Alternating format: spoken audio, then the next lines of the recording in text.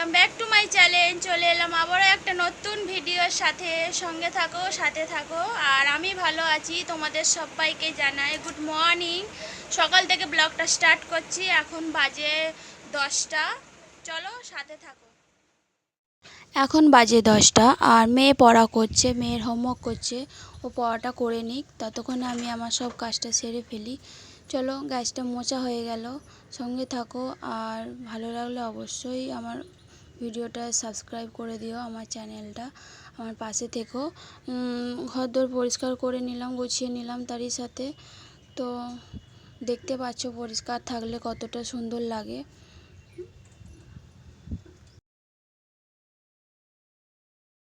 সকাল থেকে টিফিন হয়নি বন্ধুরা, আর এখন টিফিন খাবো। খুব জোর খিদে পেয়েছে, তো পরোটা করেছিলাম, পরোটা নিয়ে বসেছি। আর সাথে আছে আলুর তরকারি। চলো টিফিনটা করে নিই, আর সাথে থাকো, ভালো লাগবে। টিফিনে করেছিলাম পরোটা আর আলুর তরকারি। চলো টিফিনটা করে নিই বন্ধুরা। খুব জোর খিদে পেয়েছিল, কারণ সকাল থেকে কিছু খাওয়া হয়নি। কাজ সারতে সারতে অনেকই দেরি হয়ে গেছিলো। চলো খেয়ে নিই আগে, তারপর তোমাদের সামনে আসছি।